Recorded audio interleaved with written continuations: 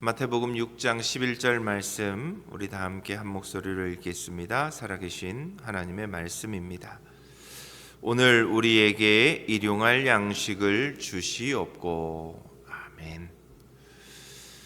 한 노신사의 이야기로 오늘 설교를 시작하려고 합니다. 한 어르신이 계십니다. 그분은 인생의 거친 풍파와 예기치 못한 시련 속에서도 평생 평안을 잃지 않는 것으로 그 마을에서 유명하셨습니다. 사람들은 그 비결을 물었고, 그는 바지 양쪽 주머니에 들어있던 2장의 작은 쪽지를 사람들에게 꺼내 보여줍니다. 오른쪽 주머니에서 나온 쪽지에는 이렇게 적혀 있었습니다. 세상은 오직 나를 위해 창조되었다. 자신이 하나님의 형상을 닮은 얼마나 소중한 존재인지, 또 온 우주의 창조자가 나를 얼마나 지극히 사랑하시는지를 잊지 않기 위해 그는 늘 그 쪽지를 자신의 오른쪽 주머니에 넣어 다녔다고 합니다. 그런데 왼쪽 주머니의 쪽지가 사람들에게 더 놀라움을 가져다 주었습니다. 그곳엔 이렇게 적혀 있었습니다. 나는 한 줌의 먼지에 불과하다. 우리의 신앙은 바로 이 두 주머니 사이의 균형인 것 같습니다. 우리는 온 세상을 다 주어도 바꿀 수 없는 하나님의 자녀라고 하는 당당함이 있어야 합니다. 그러나 동시에 단 한순간도 우리는 하나님의 공급이 없이는 숨 쉴 수 없는 먼지 같은 존재임을 또한 처절하게 인정하며 살아야 합니다. 자존감은 하늘을 찌르되 우리의 자아는 하나님 앞에 바짝 엎드려 사는 것이 우리의 신앙 생활입니다. 오늘 우리가 살펴볼 주기도문의 4번째 간구인 오늘 우리에게 일용할 양식을 주시옵고는 바로 이 거룩한 하나님 앞에서의 의존성을 선포하는 문장입니다. 주기도문의 앞선 3가지 간구가 하나님의 영광과 나라를 위해 수직적으로 뻗어 있었다면, 이제 우리의 기도의 시선은 척박했던 우리의 삶의 현장을 향하고 있습니다. 왜 예수님은 우리에게 미래의 보장이나 창고의 가득함 대신 오늘의 양식을 구하라고 하셨을까요? 이 짧은 기도문 속에 숨겨진 우리의 삶의 불안을 잠재울 수 있는 주님의 은혜를 오늘 함께 나누고자 합니다. 예수님은 아주 의도적으로 먼저 오늘이라고 하는 단어를 사용하셨습니다. 즉 주님이 말씀하시는 오늘은 바로 지금 이 순간입니다. 이 단어는 우리를 미래의 막연한 불안이라는 감옥에서 끄집어내고 하나님의 현존이 실제하는 지금의 평안으로 초대하고자 하시는 강력한 부르심입니다. 성경적 관점에서 오늘은 우리 인간이 통제할 수 있는 유일한 시간이고 하나님을 만날 수 있는 유일한 통로입니다. 우리는 흔히 준비라는 명목 하에 내일을 앞당겨 살아가며 걱정하고 염려합니다. 그러나 내일은 우리 인간의 시간이 아닙니다. 시간의 지배자이신 하나님의 시간입니다. 그런 면에서 내일에 대한 준비는 청지기의 지혜이지만 내일에 대한 염려는 불신의 모습이고 우상 숭배의 모습입니다. 오해하지 마십시오. 이 말씀을 잘못 이해하면 마치 내일을 위한 저축이나 보험을 금지하는 무책임한 가르침처럼 들릴 수 있습니다. 성경은 우리에게 내일에 대한 준비로 개미의 부지런함을 칭송합니다. 자기 가족을 돌보지 않는 사람을 불신자보다 나쁘다고 경고도 합니다. 왜냐하면 준비는 하나님이 주신 이성을 사용해서 미래를 경영해야 하는 청지기에게 주신 지혜이기 때문입니다. 그러나 염려는 하나님을 신뢰하지 못해 스스로 자기 인생의 주권자가 되고자 하는 영적 교만에서 나오는 것입니다. 그래서 주님은 내일은 지혜롭게 준비하되 염려하지 말라고 우리에게 말씀하십니다. 그래서 내일을 준비한다면 내 삶에 대한 통제의 환상을 우리는 버려야만 합니다. 우리의 삶의 비극은 내가 준비하는 준비물들이 내 생명의 내일을 완벽하게 수호할 수 있다는 통제의 환상에 빠지는 데 있습니다. 내일에 대한 준비가 하나님보다 앞서 나를 지배하고 내 밤잠을 설치게 한다면 그것은 이미 우리의 마음에 보이지 않는 우상이 되어 있다는 증거입니다. 그래서 우리는 미래를 설계하되 그 설계도 위에 하나님의 최종 승인을 구하는 겸손히 오늘을 구하는 신앙인의 삶이라고 말할 수 있습니다. 성경 역사에서 바로 이 오늘의 영성을 가장 극명하게 보여주는 사건이 광야의 만나 사건입니다. 하나님은 이스라엘 백성들에게 만나를 주실 때 매우 독특한 유통기한을 설정하셨습니다. 하나님은 일주일치, 아니 한 달치를 한꺼번에 쏟아 부으실 수 있는 능력을 갖고 있으셨습니다. 그러나 반드시 이스라엘 백성들에게는 풍성하게 주셨으나 하루치만 거두라고 명령하십니다. 이 말씀에 순종하지 않고 더 많이 거두어 쌓아둔 자의 바구니에서는 어김없이 벌레가 났고 악취가 났습니다. 왜 이렇게 번거롭고 비효율적인 방식을 하나님은 선택하셨을까요? 그 이유는 너무나도 명확합니다. 이스라엘이 창고의 잔고를 바라보며 안심하는 백성이 아니라 매일 아침 하늘의 공급자를 바라보며 안심하는 하나님만을 바라보는 백성이 되기를 원하셨기 때문입니다. 이것은 단순한 식량 공급을 넘어선 하나님에 대한 철저한 신뢰의 훈련이었습니다. 하나님은 내일의 은혜를 오늘 가불해 주지 않으십니다. 내일의 은혜는 내일의 하나님이 주실 몫입니다. 그래서 오늘이라는 시간의 제단을 우리가 정직하게 쌓을 때 내일이라고 하는 보이지 않는 창살 아래서 우리는 비로소 해방될 수 있습니다. 그래서 우리가 이처럼 오늘이라는 하나님의 시간에 머물기로 결단했다면 우리에게는 필연적으로 한 가지 질문이 따라오게 되어 있습니다. 그렇다면 그 오늘을 채울 하나님이 주시는 정당한 분량은 무엇이냐라는 것입니다. 하나님께서 우리에게 내일의 시간을 허락하지 않으시고 오늘에 집중하게 하신 이유는 그 오늘을 채울 양식 또한 우리가 갈망하는 무한한 축적이 아니라 하나님이 정하신 거룩한 오늘의 분량이 있기 때문입니다. 내일의 염려를 버린 사람만이 오늘 주시는 분량에 감사할 수 있습니다. 그렇다면 시간의 개념인 오늘을 넘어 그 시간을 채우는 일용할 양식은 도대체 무엇일까요? 먼저 오늘 말씀에서 우리는 분별의 지혜가 우리에게 반드시 있어야 한다는 것을 깨닫습니다. 하나님께서는 우리의 필요를 채우시는 분이십니다. 그러나 우리의 욕망을 만족시키시는 분은 아닙니다. 하나님은 우리의 탐욕을 채워주시는 분이 아니라 우리의 존재를 보존하고 책임지시는 분입니다. 그런 면에서 우리는 필요와 욕망에 대한 분별을 할 줄 아는 지혜가 있어야 합니다. 필요는 생명을 위한 것입니다. 그러나 욕망은 비교를 위한 것입니다. 필요는 채워지면 만족이 오고 감사가 터져 나옵니다. 배가 고플 때 먹는 한 끼 식사는 우리에게 안식을 줍니다.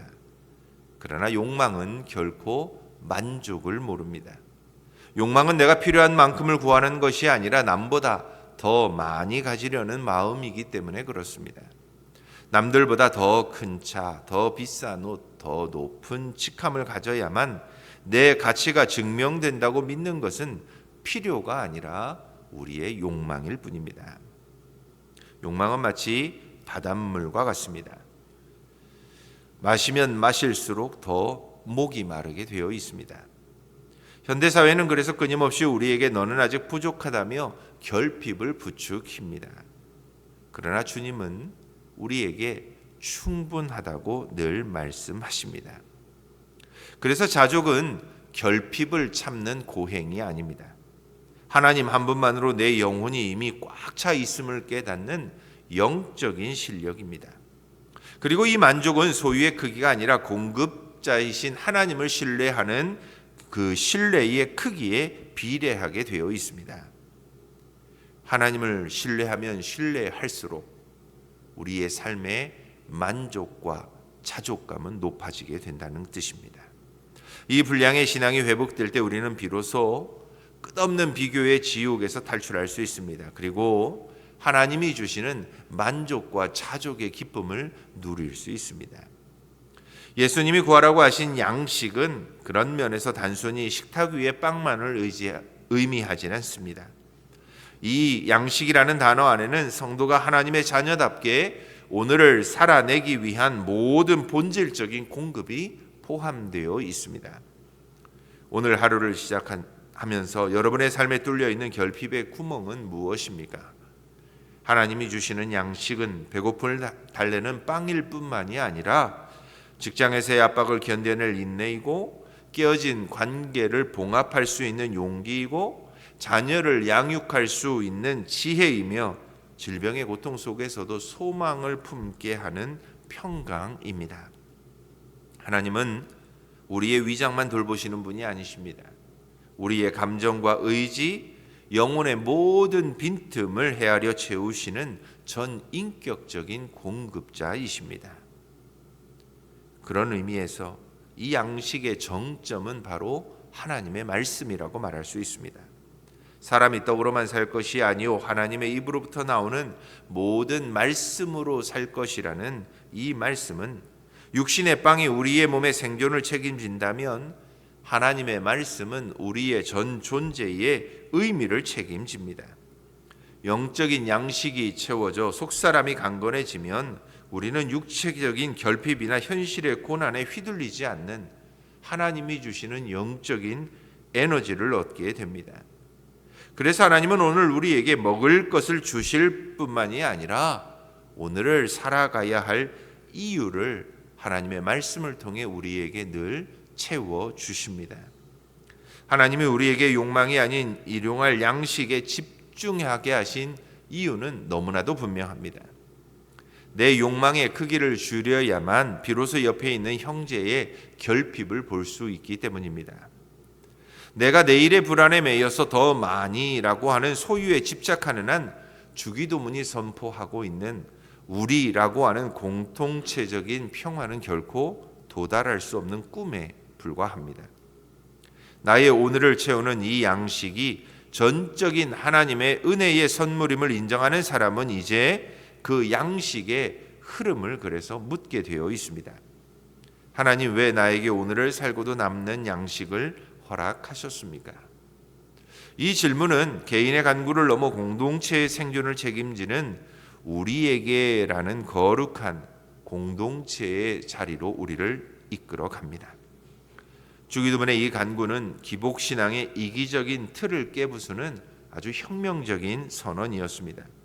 주님은 결코 나에게 빵을 주십시오라고 가르치지 않으셨습니다. 은혜의 저수지가 아니라 통로가 되기를 원하셨기 때문입니다. 만약 여러분의 삶에 일용할 양식 그 이상의 풍요와 여분이 있다면 그것은 여러분이 남들보다 더 거룩하거나 공로가 커서 주신 보너스가 아닙니다. 그것은 내 곁에 있는 형제 자매의 일용할 양식을 전달하라는 하나님이 잠시 맡기신 하늘의 배달물일 뿐입니다. 고이는 축복은 썩게 되어 있습니다. 그래서 주기도문을 고백하는 성도는 나만 안전하면 된다는 개인주의적인 영성과 피 흘리기까지 싸울 수 있어야 합니다. 나의 풍요는 누군가의 결핍을 향한 하나님의 응답이 될 때 비로소 우리는 하나님께서 우리에게 맡기신 거룩한 책임을 완수하는 그리스도인이 될 수 있기 때문입니다. 축복은 내 손 안에만 있으면 만나처럼 썩기 시작합니다. 그러나 하나님이 주신 그 축복이 이웃을 향해 기꺼이 흘려가면 비로소 생명력을 얻어 우리에게 다시 돌아오게 되어 있습니다. 하나님 나라에는 쌓아두기만 하는 저수지는 없습니다. 오직 생명을 실어 나르고 나누는 강물만이 있을 뿐입니다. 그래서 주기도문은 골방의 기도인 동시에 광장의 기도라고 말할 수 있습니다. 초대교회 성도들이 이 기도를 드릴 때 그들은 기도를 마친 후에 곁에 굶주린 형제가 있는지 먼저 살폈습니다. 그러므로 사랑하는 새길교회 성도 여러분, 여러분들도 이 기도를 드릴 때마다 응답의 주체가 되시기 바랍니다. 나의 기도가 응답받기를 원한다면 내가 먼저 누군가의 기도에 응답이 되어 주실 수 있기를 바랍니다. 이것이 하나님 나라의 역설적인 경제학입니다. 우리가 우리에게 양식을 달라고 기도할 때 하나님은 종종 그 기도의 응답으로 우리의 손에 여분의 빵을 주어 주십니다. 이유는 나누기 위해서입니다. 또한 실제가 되는 기도를 하십시오. 우리가 그 손을 펼쳐 나눌 때 비로소 우리라는 단어는 신학적 교리를 넘어서서 살아있는 실제가 되고 우리의 기도는 비로소 하늘 보좌를 움직이는 능력의 기도가 될 수 있습니다. 내 배가 부를 때 형제의 허기를 느끼는 공감, 그것이 바로 예수님이 이 땅에 오셔서 우리에게 보여주신 성육신의 영성이고 주기도문의 완성입니다. 사랑하는 새길교회 성도 여러분, 오늘 우리에게 일용할 양식을 주옵시고 라고 하는 이 기도는 우리가 매일 아침마다 드려야 할 영적 독립 선언문과 같습니다. 세상의 염려로부터 독립하고 끝없는 나를 자극하는 욕망으로부터 독립하고 이기적인 나 중심의 삶으로부터 독립하기 위한 기도문입니다. 오늘 하루 이 기도가 우리의 숨결이 되기를 바랍니다. 그리고 이 기도가 우리의 숨결이 되기 위해 다음에 세 가지를 한 번쯤 오늘 하루 실천해 보시면 좋겠습니다. 먼저 염려의 노트를 찢고 신뢰의 무릎을 꿇으십시오. 아직 오지도 않는 내일의 가상 시나리오 때문에 오늘 주신 소중한 은혜와 기쁨을 낭비하지 마십시오. 불안이 엄습할 때마다 가슴을 치며 선포하십시오. 하나님, 내일의 주권은 당신께 있습니다. 저에게는 오직 오늘을 살아낼 힘과 지혜만 주십시오. 하나님은 오늘을 살 힘을 오늘 정확하게 공급해 주실 것입니다. 5년 후, 10년 후의 보장이 아니라 오늘 아침 내게 주신 건강과 일터에 감사하는 것에서 하나님이 주시는 진정한 평안을 누리실 수 있기를 바랍니다. 두 번째로 나의 필요를 정직하게 대면해 보십시오. 내가 지금 안달하며 구하는 것이 정말 내 존재에 필요한 것인지 아니면 공허한 마음을 일시적으로 채우기 위한 세상적 욕망인지를 늘 성령의 조명 아래서 살펴보십시오. 하나님은 우리의 탐욕에는 침묵하시지만 우리의 진실한 필요에는 언제나 반드시 응답하십니다. 내가 가진 것에 만족할 때 세상이 줄 수 없는 당당함이 우리에겐 생겨날 수 있습니다. 자족은 세상에 살아계신 하나님이 계심을 성도가 보여줄 수 있는 가장 강력한 무기입니다. 우리의 당당함은 소유에 있지 않고 하나님에게 있기 때문입니다. 마지막으로 누군가에게 오늘 하루 하나님의 따뜻한 손이 되어 주시면 좋겠습니다. 오늘 하루 여러분의 주변을 세심하게 돌아보십시오. 오늘 하루를 버틸 양식이 부족하여 혹시 낙심한 사람은 없습니까? 거창한 구제 사업이 아니어도 좋습니다. 따뜻한 커피 한 잔, 진심 어린 문자 한 통, 과중한 업무에 힘들어하는 사람을 위한 격려 하나. 어찌 보면 하나님이 보내신 절실한 오늘의 만나가 필요한 이들을 찾아보시면 좋겠습니다. 그리고 내가 누군가의 우리가 되어줄 때 하나님은 더 풍성한 우리의 은혜로 우리를 채워주실 것입니다. 그러므로 우리는 매일 아침 거울을 보며 이렇게 고백할 수 있으면 좋겠습니다. 하나님, 저는 당신이 없이는 단 한순간도 살 수 없는 연약한 먼지와 같습니다. 그러나 당신이 친히 먹이시고 입히시기에 세상에서 가장 존귀하고 당당한 당신의 자녀임을 고백합니다. 이 고백의 토대 위에 오늘 우리에게 주시는 생명의 양식을 기쁨으로 누리며 그 은혜를 세상을 향해 아낌없이 흘려보낼 수 있는 저와 여러분들이 다 될 수 있기를 주님의 이름으로 축원합니다. 우리 함께 기도하겠습니다.